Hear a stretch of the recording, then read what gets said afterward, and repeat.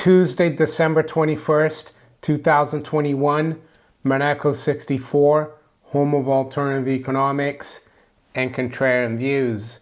Today we're going to look at what counterparty risk can do to your gold or silver. We're going to look at a sovereign nation, of course, not an individual. It is slightly different, I would say, but the same principle applies. The principle that possession is 90% of the law, I would say.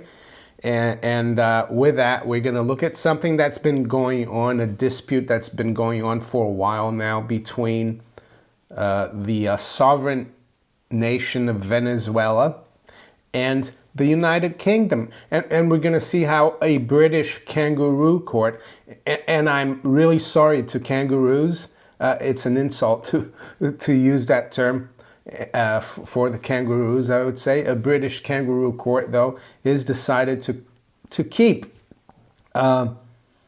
Venezuela's gold stored or locked in the vaults of the Bank of England. And for those of us who know the history, know that this is just rubbish and that it's all politics. So we're going to look into that, and we're going to look at where the markets are this morning. Yes, yesterday the markets remained quite weak. They did rebound a little bit at the end of the day. They still finished lower, but yeah. So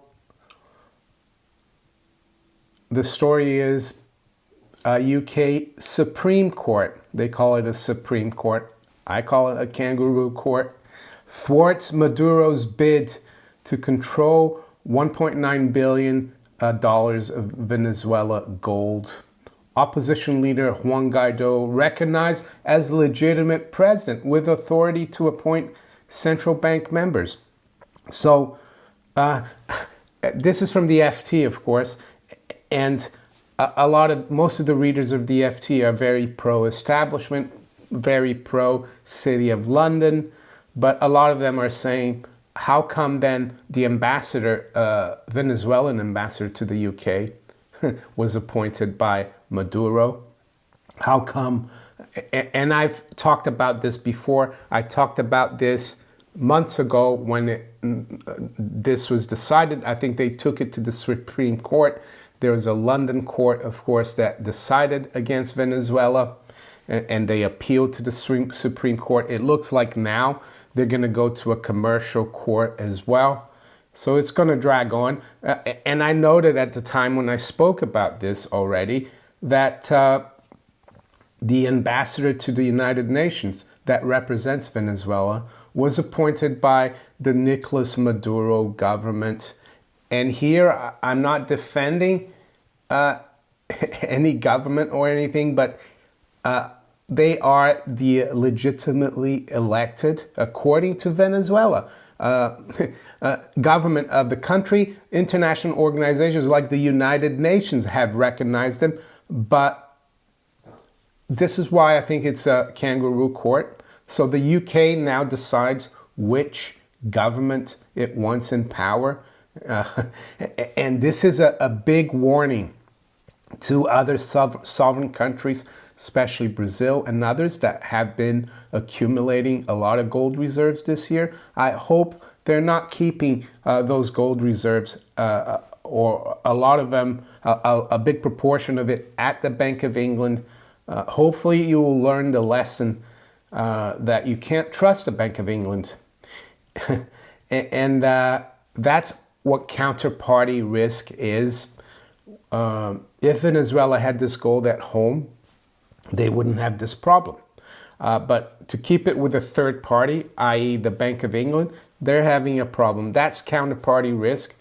That's why it's up to you, the viewer, to decide how you want to hold your gold.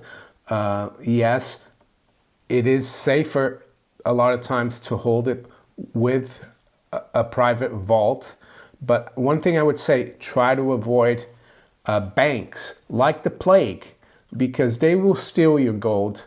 And they won't call it stealing, of course. They'll call it a legal decision, the rule of law according to them. And it's not the law, really. They've made the law an ass here, this Kangaroo Supreme Court in Britain. They should be kicking out then, if they don't recognize the government of Venezuela, they should be kicking out the ambassador of Venezuela to London. That was appointed by Maduro. They should be kicking out the UN ambassador from Venezuela. I mean, the UK is in the Security Council. They could drum up some sanctions. I mean, it's crazy.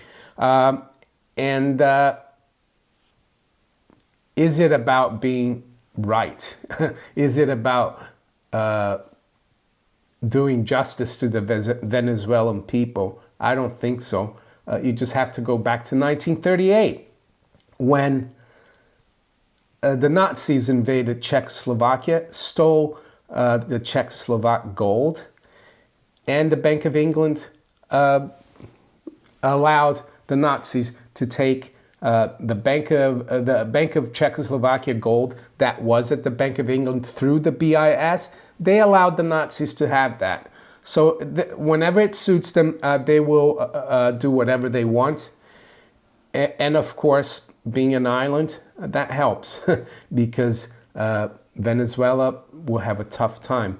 Would they try to invade England to get their gold back from the Bank of England? Of course not. It wouldn't be worth it, worth the effort, of course. Is it possible as well that the Bank of England and the UK want to discourage countries from taking their gold out? Maybe partly, it could be partly that. It's also a signal to people keeping their gold here that you have to toe the globalist line, I would say. So I think it's outrageous, but it's not surprising. So let's just quickly go through this article a little bit here. It says the UK's Supreme Court dealt a blow to Venezuelan President Nicolas Maduro on Monday in his fight to gain control of $1.9 billion of disputed gold reserves. The FT calls it disputed. I don't think it's disputed. After it ruled out that opposition leader Guaido should be recognized as the country's legitimate head of state. Well, it could have happened to the United States if it kept some of the Treasury gold at the Bank of England while Trump was president. They could have said, oh, we don't think Trump is the legitimate president. We think he's a dictator. A lot of people used to say that when he was president. And even now, couldn't you argue that Biden, the election of President Biden, was not really legitimate? There's a lot of Americans who still argue that. Well, but no, America's elections are safe, right?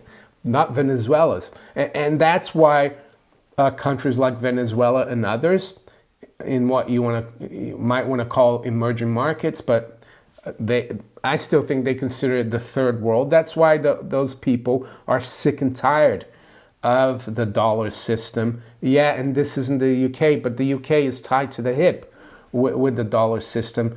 And that's why they don't trust the West anymore. And this is another sign that the West is on its way out in terms of leadership and actually international law, because this is outrageous, I would say, to really stop a sovereign country, a recognized government. Yes, you might not like Maduro, and I couldn't tell much about what's politically going on in Venezuela. I haven't been there, and I don't trust our mainstream media on what they report.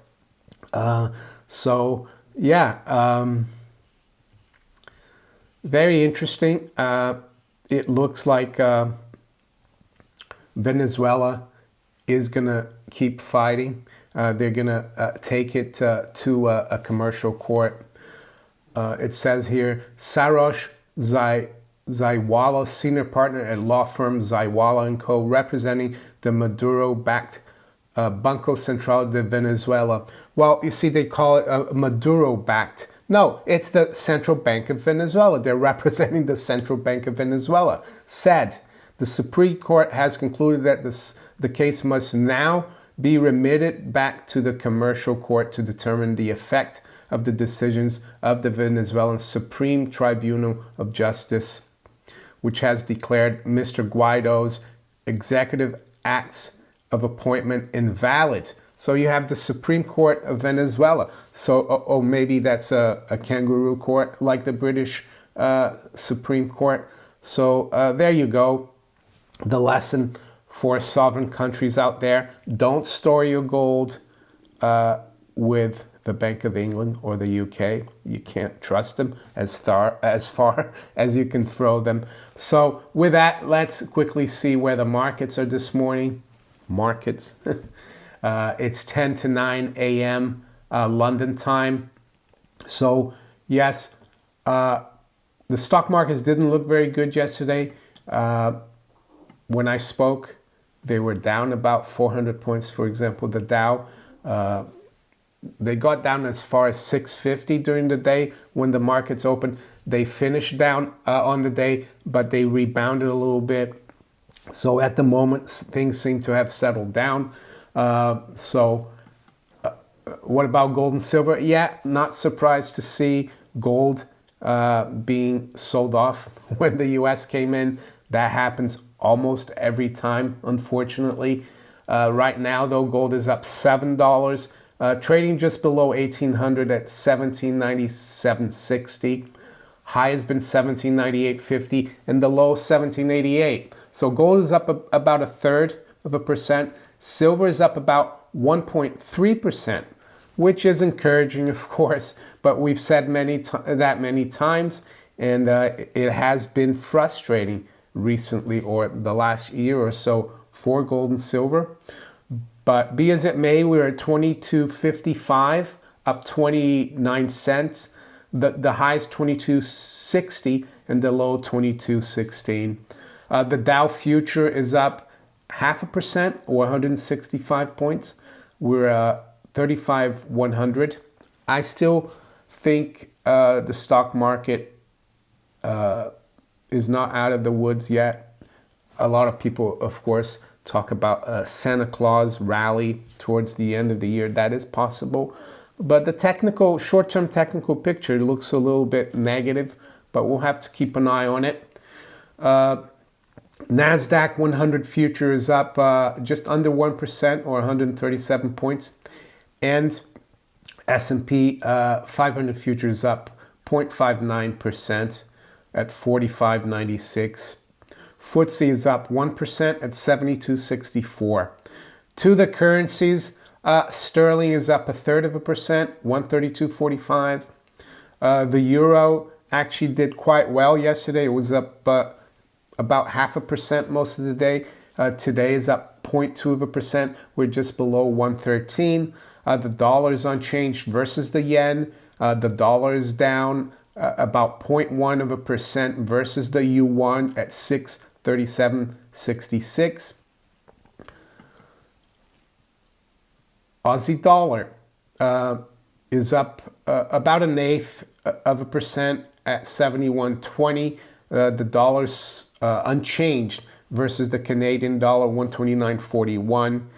And the Kiwi dollar is up 0.5% at 67.44. To the commodities, WTI crude is up 1/3%, trading at 69. High-grade copper is up 1% at 433. U.S. nat gas is down 2.7% at 367.50. To finish off, a quick look at the 10-year yield. U.S. 10-year yield is unchanged at 1.42%. So there you go. If you enjoyed this video, make sure you hit the like button. Please share it far and wide. Think about subscribing to my channel if you haven't yet. And you can also follow me on Rumble, Twitter, Facebook, and all these other platforms below here. I wish you all a great day. Take care. Bye.